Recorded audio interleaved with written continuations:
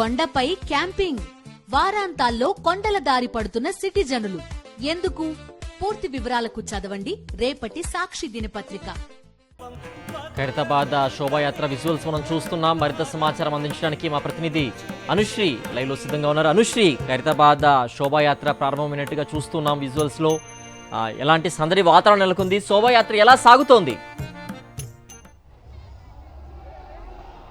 శోభయాత్ర అంగరంగ వైభవంగా సాగుతోంది సిద్ధేశ్వర్. ప్రస్తుతం నగర వీధులన్నీ కూడా ఒక పండుగ వాతావరణ కోలాహలంతో కనిపిస్తున్నాయని చెప్పొచ్చు.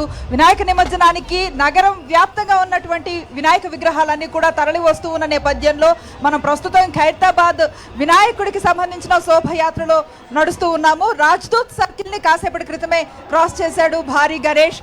సో బడా గణేష్ కి స్వాగతం పలుకుతూ ఎక్కడికక్కడ వచ్చినటువంటి భక్తులు ఎదురేగి స్వాగతం పలుకుతూ ఆయనకి ఘనంగా వీడ్కోలు చెప్పే ప్రయత్నాన్ని చేస్తూ ఉన్నారు. మనం చూడొచ్చు, దాదాపు 70 ఏళ్ల నుంచి కూడా ఖైరతాబాద్ వినాయకుడిని చాలా ప్రతిష్టాత్మకంగా తీసుకొని ప్రతి ఏడాది ఒక్కో అడుగు పెంచుతూ ఈ ఏడాది 70 ఏళ్లను పురస్కరించుకొని 70 అడుగుల వినాయకుడిని తయారు చేయడం జరిగింది. సేమ్ టైం ఇంతకు ముందు ఎక్కడికక్కడ ఏర్పాటు చేసిన వినాయక విగ్రహాలని ఆయా సమీపాల్లోనే నిమజ్జనం చేయడాన్ని మనం గమనించవచ్చు.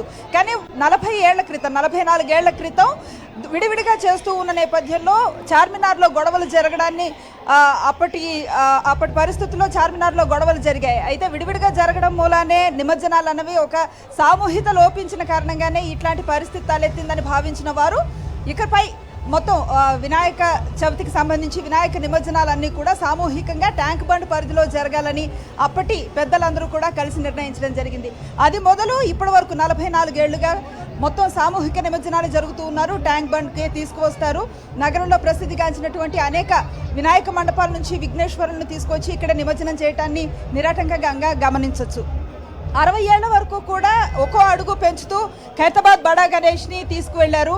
60 అడుగుల వరకు చేసిన తర్వాత 10 ఏళ్ల క్రితం ఇక నుంచి కొంచెం రెడ్యూస్ చేద్దాము ఈ హైట్ని, ఎందుకంటే తరలించడానికి చాలా ఇబ్బందులు తలెత్తుతూ ఉన్నాయి. అలాగే నిమజ్జనానికి కూడా అనేక రకాల సమస్యలు వస్తున్నాయి.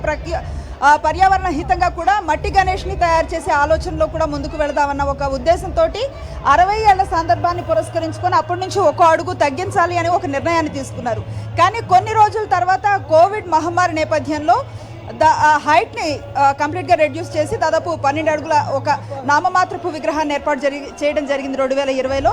ఆ తర్వాత ఈసారి 70 ఏళ్లను పురస్కరించుకొని ఖైరతాబాద్ గణేశుడికి ఉన్నటువంటి ఇమేజ్ని అలాగే కొనసాగించడం కోసం 70వ ఏడుని పురస్కరించుకొని ఈసారి 70 అడుగుల వినాయకుడిని ఏర్పాటు చేయడాన్ని మనం చూస్తూ ఉన్నాం. సాధారణంగా కదిలించిన రోజే, ఏదైతే ఉద్వాసన పలికిన రోజే నిమజ్జనం చేయటం ఎవ్రీ ఇయర్ చూస్తూ వచ్చాం. ఈసారి ముహూర్త బలాలు అలాగే వీటన్నిటిని కూడా పరిగణలోకి తీసుకొని ఆదివారం సాయంత్రమే ఆఖరి పూజలన్నీ కూడా నిర్వహించారు. అలాగే సోమవారం అర్ధరాత్రి కలశాన్ని జరపడం జరిగింది. దానివల్ల రాత్రి నుంచే ఈ తరలింపు కార్యక్రమం అనేది వేగవంతం చేశారు. పెద్ద వినాయకుడు తరలించడం చాలా కష్టంగా ఉంటుంది. భారీ ట్రక్ను తీసుకొస్తారు విజయవాడ నుంచి.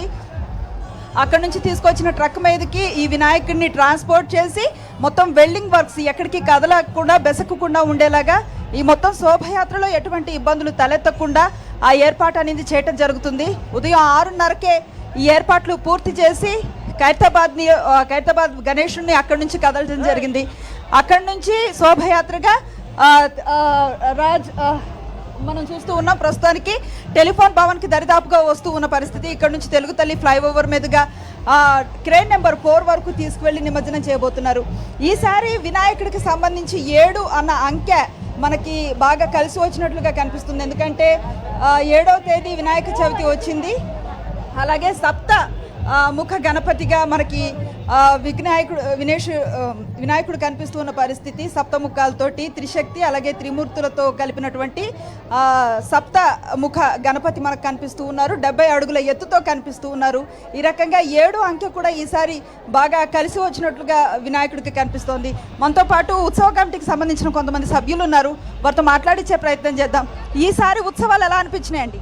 బ్రహ్మాండంగా ప్రపంచ స్థాయిలో భక్తులు పాల్గొన్నారు. మరి పొద్దున ఉదయం 6 గంటలకు బయలుదేరుతూ ఆడుతూ పాడుతూ మీరా టాకీస్ నుంచి ఇక్కడ టెలిఫోన్ భవన్ దగ్గర వాసవ్యాలు పులిగోర కానీ ప్రసాదం కానీ వాళ్ళు ఏర్పాటు చేశారు. వారికి ప్రత్యేకం ధన్యవాదాలు. లక్షల మంది పాల్గొన్నారు. గత సంవత్సరం చూసుకుంటే ఈ సంవత్సరం ఒక 10-15 లక్షల మంది పాల్గొన్నారు.